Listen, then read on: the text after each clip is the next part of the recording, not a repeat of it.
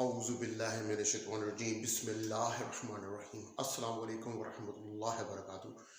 Dear students, कैसे हैं आप? उम्मीद है कि आप खैरियत से होंगे।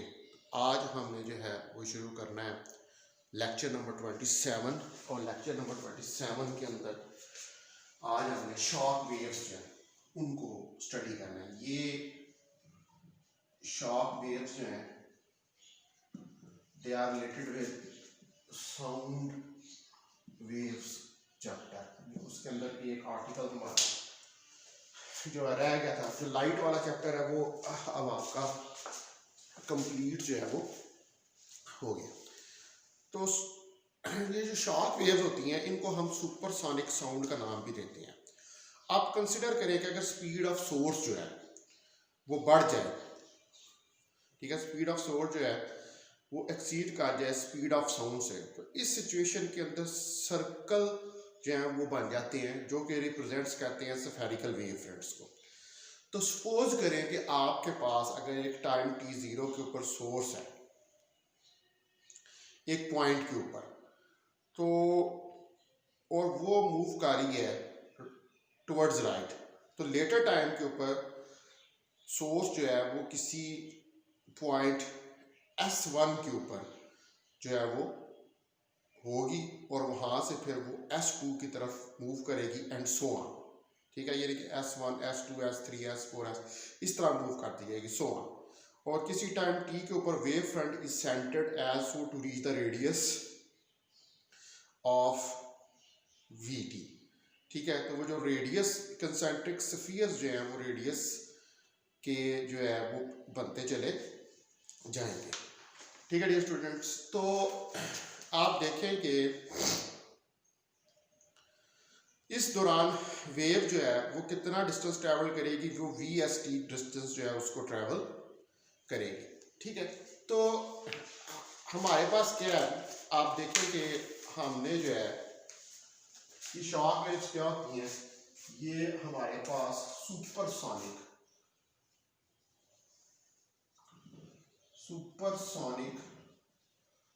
इनको वेव्स का नाम जो है वो हम देते हैं। ये सुपरसोनिक वेव्स है और इसकी कंडीशन क्या होती है कि जब when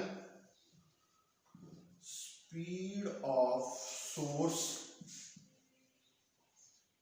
Vs is greater than V क्या है, V जो है ये स्पीड ऑफ साउंड है। तो जब स्पीड ऑफ सोर्स बढ़ जाए स्पीड ऑफ साउंड से, तो सुपरसोनिक वेव्स जो हैं वो प्रोड्यूस हमारे पास होती है। ठीक है, तो अब हमें देखना है कि ये सुपरसोनिक वेव्स जिनको कि हम शॉक वेव्स का भी नाम देते हैं, ये किस तरह प्रोड्यूस होती हैं। तो इस सिचुएशन के अंदर जो सर्कल्स बनते हैं वो स्फेरिकल वेव फ्रंट्स को रिप्रेजेंट करते हैं। In this situation the circles are formed which represents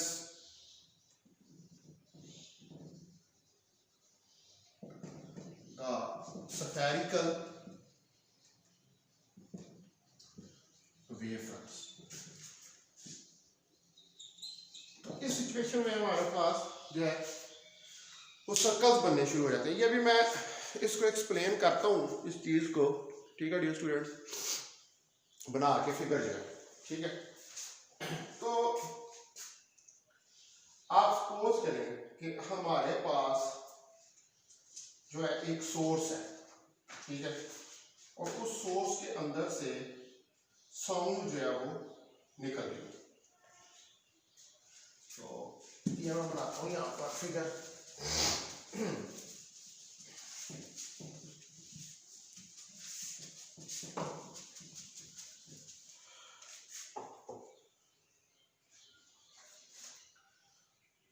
आप देखें कि हमारे पास ये एक सर्कल है और इसमें से यूं सर्कल जो है इंक्रीजिंग रेडियाई के निकल रहे। हम इसको कहते हैं ये S1 है, ये S2 है, ये S3 है, ये S4 है, ये S5 है और ये S6 है। ठीक है, ये एक इंक्रीजिंग रेडियाई के हमारे पास सर्कल्स जो है ये बन रही है। ठीक है, ये क्या है, ये हमारे पास स्फेरिकल वेव फ्रंट्स है और यहाँ से लेकर यहाँ तक का जो डिस्टेंस है हमारे पास ये VSP के बराबर है। तो हमारे पास at time t is equal to 0 source जो है वो हमारे पास किसी पॉइंट S1 के ऊपर है। ठीक है, यानी कि यहाँ पर है एट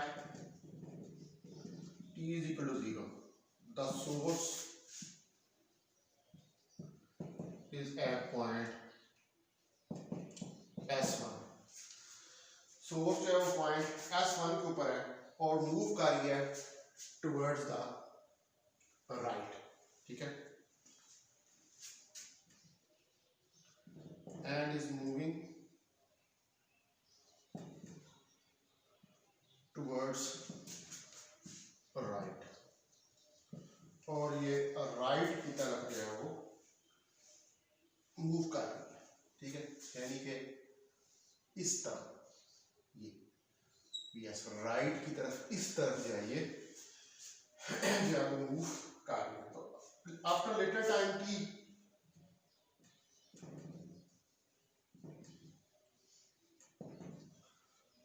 तो t टाइम के बाद सोर्स जो है वो क्या होगी, वो हमारे पास S1 के ऊपर होगी, S2 के ऊपर होगी, S3 के ऊपर होगी। इस तरफ से लेंगे तो S1, S2, S3, इस तरफ से लेंगे तो S6, S5, S4, S3 और S2 एंड सो ऑन। और जिस मर्जी आप डायरेक्शन में उसको तो ले लें। तो सोर्स जो है वो हमारे पास किसी लेटर टाइम t के ऊपर जो है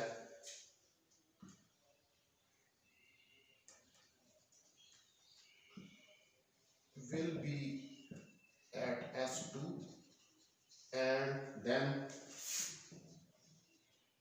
S3 and so on। ठीक है, ये मूवमेंट जो है या इस तरफ ले लें या इस तरफ ले लें, होती है। इस तरफ लेंगे तो S6 होगा, फिर S5 होगा, S4 होगा, S3 होगा, S2 होगा और S1 होगा। तो हमारे पास जो वेव फ्रंट्स हैं वो किसी टाइम के ऊपर एट टाइम t, किसी टाइम t के ऊपर। ठीक है,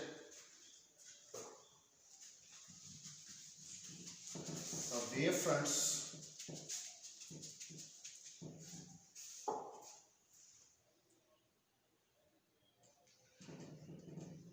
एट द टाइम t, किसी टाइम t के ऊपर the wave fronts are centered at S0। तो सेंटर्ड होंगे हमारे पास S0 के ऊपर। अब मैं दोबारा एक और फिगर जो है उसको ड्रा करता हूँ। ठीक है, इसी तरह की फिगर होगी दोबारा डिटेल के साथ डिस्कस करने के लिए। आप देखें कि हमारे पास ये एक स्फीयर है, फिर उसके बाद ये एक स्फीयर है और एक ये हमारे पास स्फीयर। तो यहाँ से आप देखें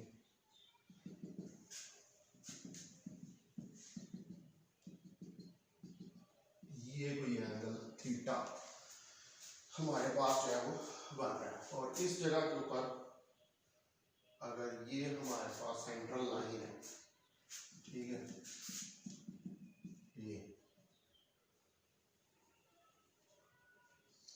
ये हमारे पास सेंट्रल लाइन है। तो यहाँ से एंगल थीटा और ये थीटा बन रहा है और ये एंगल अगर यहाँ पर टच कर रहा है तो यहाँ पर ये एस नॉट हमारे पास सोर्स है, ये हमारे पास वी टी टेंजेंट है, और ये वी एस वेलोसिटी के साथ सोर्स जो है वो मूव कर रही है। और ये जो हमारे पास डिस्टेंस है इधर से लेकर इधर तक, ये हमारे पास वी एस टी डिस्टेंस। तो ये एक सोर्स है, ये मूव कर रही है अपने राइट की तरफ। ये हमारे पास कंसेंट्रिक सर्कल्स बन रहे हैं। तो हमारे पास एट टाइम टी पर जो वेव फ्रंट है वो सेंटर्ड है, आप देखें यहाँ पर एस नॉट के ऊपर। तो ये रीच करता है रेडियस कितना, वी टी, ठीक है। इट रीचेस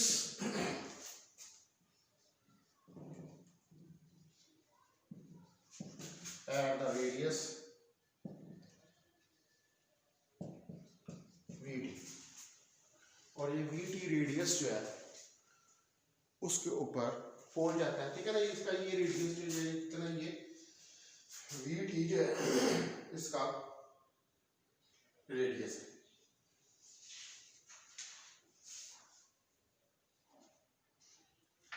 अब आप देखें कि हमारे पास एक टेंजेंट है,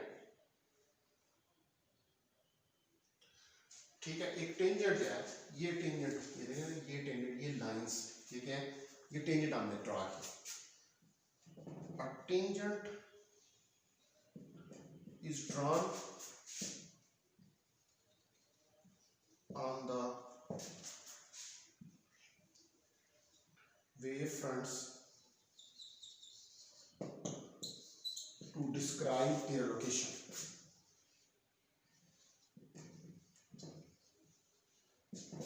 तो इनकी लोकेशन को डिस्क्राइब करने के लिए हमने वेव फ्रंट जो है वो ड्रा। आपको पता है हाइगन प्रिंसिपल, हाइगन प्रिंसिपल ये कहता है कि अगर आपने जो वेव फ्रंट है उसकी पोजीशन को फाइंड करना है, तो लोकेशन को फाइंड करना है, तो फिर आपको वेव फ्रंट के ऊपर जो है वो टेंजेंट जो है वो ड्रा करना पड़ेगा। तो अब इसी सेम इंटरवल के अंदर सोर्स जो है वो कितना डिस्टेंस ट्रेवल करती है, सोर्स जो है वो we S T distance travel करती है, यानी कि ये यहां से इधर तक मूव करके जाती है इन सेम टाइम इंटरवल।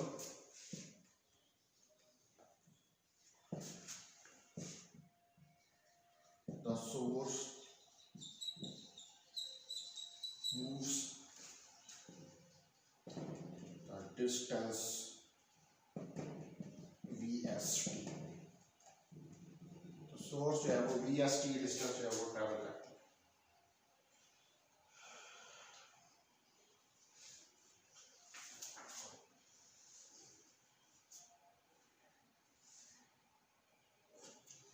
हमारे पास अब जो एनवेलप बन रहा है,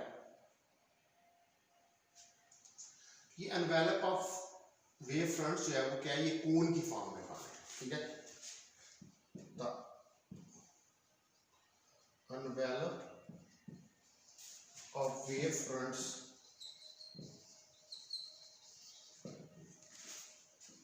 is in the form of cone. आप देखें ना, ये कोन बन रही है, ये एक कोन जो है वो हमारे पास बन रही है, जिसका half angle whose apex half angle is theta, और इसको हम कहते हैं द मैक एंगल। तो साइन थीटा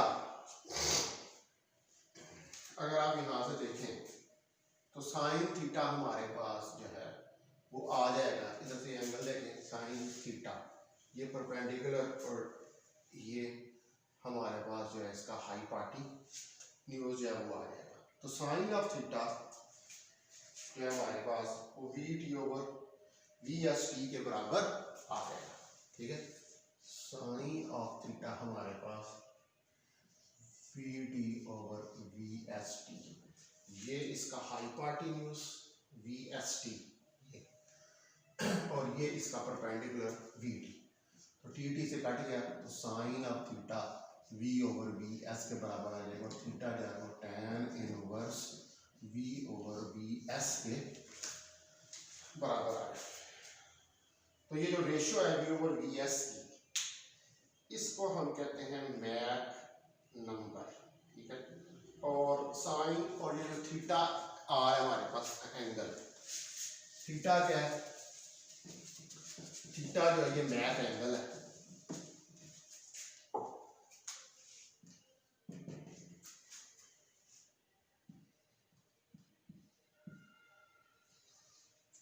और हमारे पास जो v ओवर वी एस है, ये जो रेशियो है, it is known as Mach number.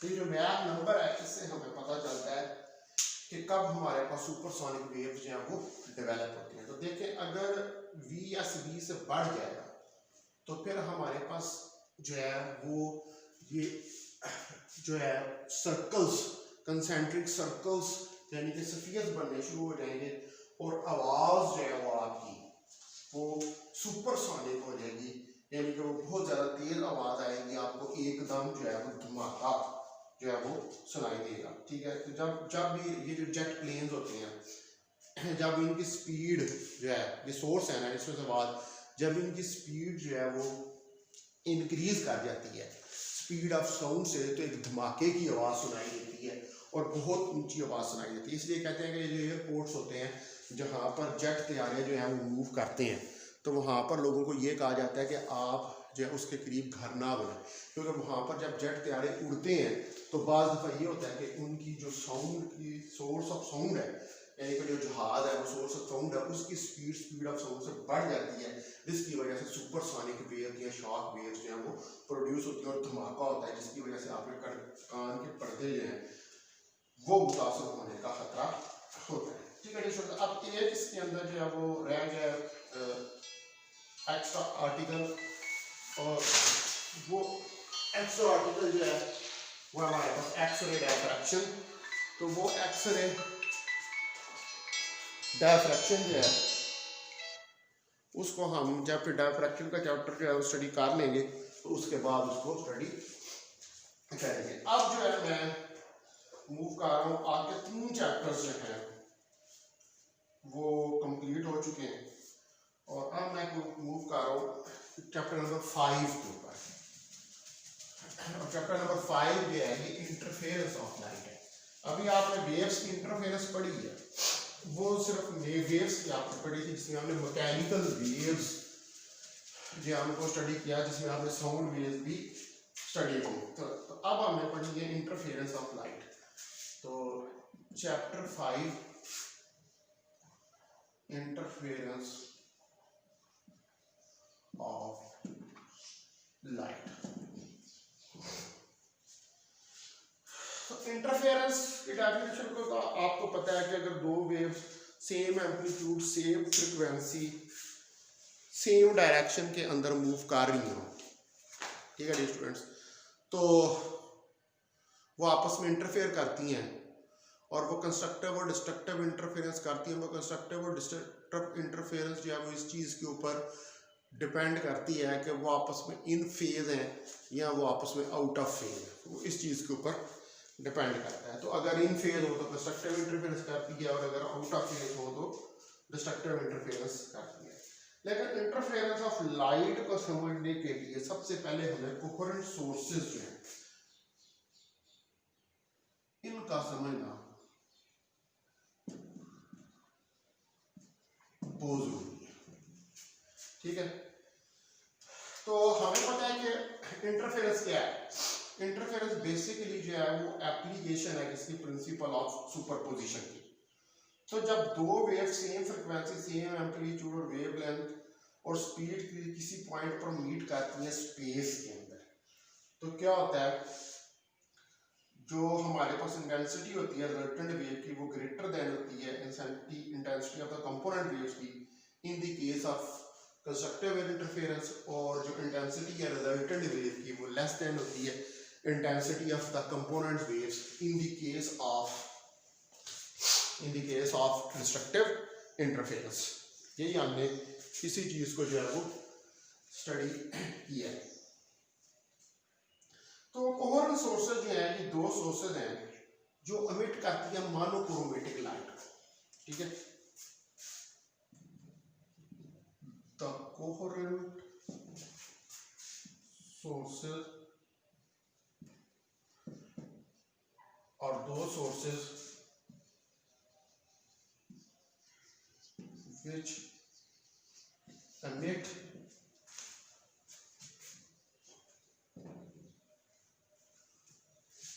monochromatic light। अब monochromatic light क्या होती है? A light which has single frequency and single wavelength। A monochromatic light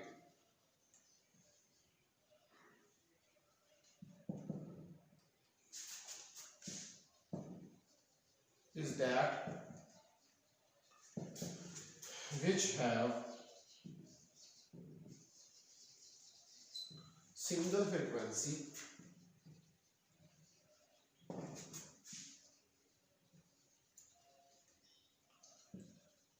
and single wavelength, जिसकी सिंगल फ्रीक्वेंसी और सिंगल वेवलेंथ होती है उसको हम मोनोक्रोमेटिक लाइट कहते हैं। ये आम आपके घरों में जो लाइट आ रही होती है, जब भी बल्ब जल रहा है इसकी लाइट आ रही है, तो ये लाइट्स जो है ये मोनोक्रोमेटिक नहीं है और ना ही ये कोहेरेंट है। लेज़र की लाइट जो होती है वो मोनोक्रोमेटिक होती है और कोहेरेंट भी होती है, क्योंकि उसकी सिंगल फ्रीक्वेंसी और सिंगल वेवलेंथ जो है वो होती है। तो जो दो इंडिपेंडेंट सोर्सेज ऑफ लाइट होती हैं, दो इंडिपेंडेंट यानी कि डिफरेंट सोर्सेज ऑफ लाइट, वो कभी भी आपस में कोहेरेंट नहीं हो सकती। यानी कि इसका मतलब है कि उनमें से कभी भी सिंगल फ्रीक्वेंसी और सिंगल वेवलेंथ की लाइट नहीं निकलेगी, जिसकी वजह से वो आपस में कोहेरेंस नहीं होगी, उनमें कोहेरेंस नहीं होगी, क्योंकि उनके लाइटों के फेज जो है वो आपस में एक जैसे नहीं होंगे। तो to independent sources of lights can never be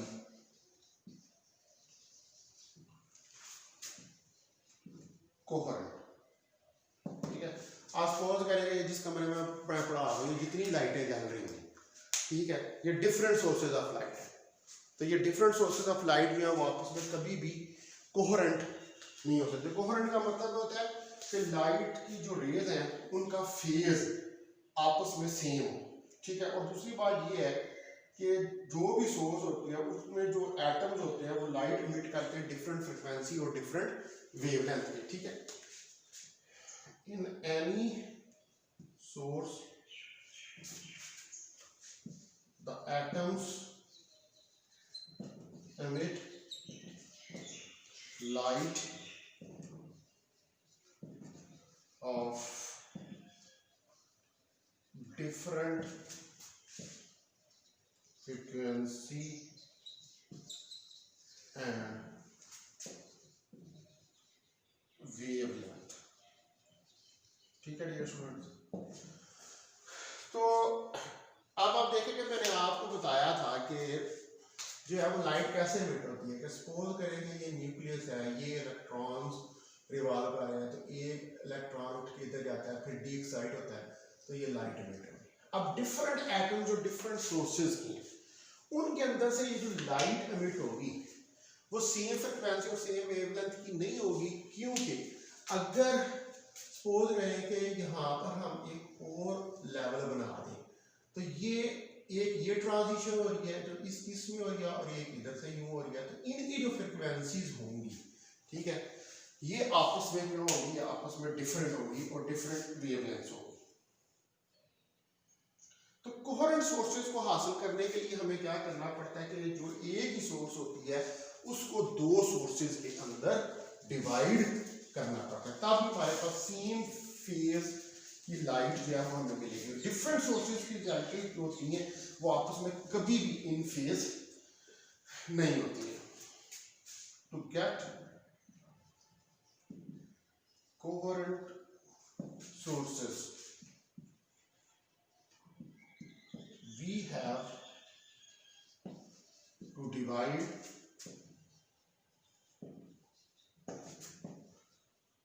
a single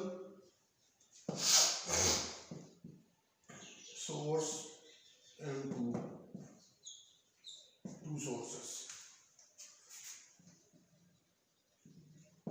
हमें सिंगल सोर्स जो है उसको टू सोर्सेज के अंदर जो है वो डिवाइड करना पड़ता है, ठीक है डियर स्टूडेंट्स।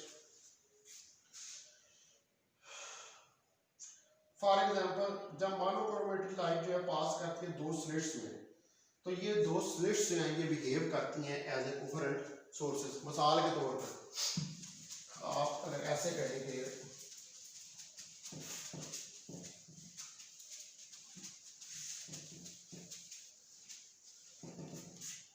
सपोज करें कि आपके पास ये एक सोर्स ऑफ लाइट है ये, और ये दो स्लिट्स बनी, ठीक है, और ये लाइट इन स्लिट्स में से पास करती है। तो ये स्लिट S1 और S2 ये सिंगल सोर्स है, सिंगल सोर्स को हमने दो सोर्सेज में डिवाइड कर दिया। अब ये जो सोर्सेज S1 और S2 है इनमें से जो लाइट निकल रही होगी वो आपस में कोहेरेंट होगी, उसका सेम फेज होगा, ठीक है। For example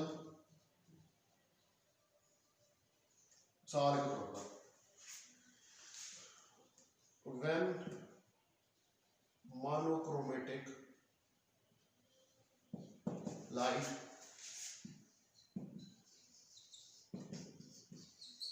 passes through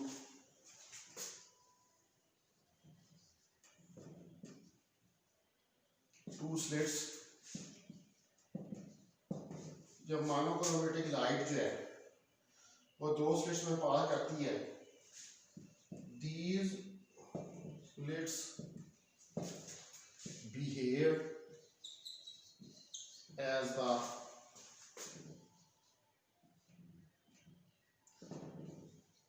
coherent sources of light।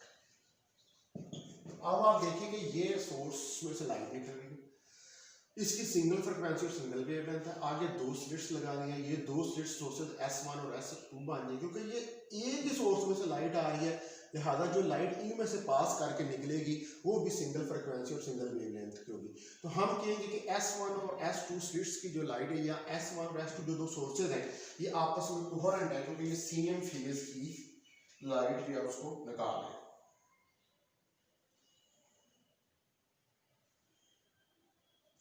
तो दो सोर्सेज ऑफ लाइट जो है वो कभी भी कोहेरेंट नहीं हो सकते, क्योंकि वो कभी भी जो है वो सेम फ्रिक्वेंसी और सेम वेवलेंथ की लाइट नहीं करेंगे। सिर्फ सिंगल सोर्स जो है अगर हम इसको दो सोर्सेज के अंदर जो है वो डिवाइड करें तो फिर वो सिंगल सोर्स जो है वो कोहेरेंट हो सकती है, ठीक है।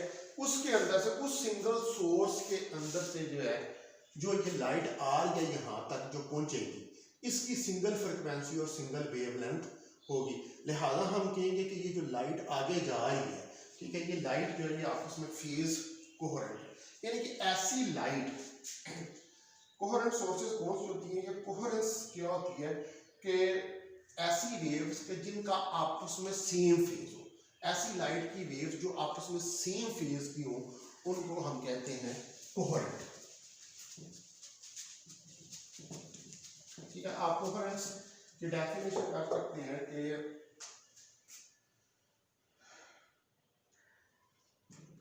a light of two sources having frequency and wavelength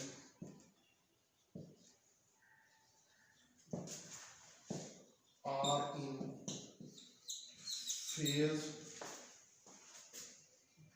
with each other. It means they have light of same phase, and it is known as coherence. तो अगर सेम फेज की लाइट हो, सेम फेज हो, तो हम इसको coherence का नाम जो है वो देते हैं। ठीक है डियर स्टूडेंट्स, तो अब कल जो है आज हमने 2 टॉपिक्स को कवर कर लिया। अब कल जो है वो यंग डबल स्लिट एक्सपेरिमेंट जो है उसको डिटेल के साथ जो है वो स्टडी करेंगे। अब आपका 5वां चैप्टर जो है वो शुरू हो गया है। आप समझ लेंगे हाफ ऑफ द कोर्स जो है वो हमने कवर कर लिया। अपना बहुत ख्याल रखें। अस्सलाम वालेकुम व रहमतुल्लाहि व बरकातहू।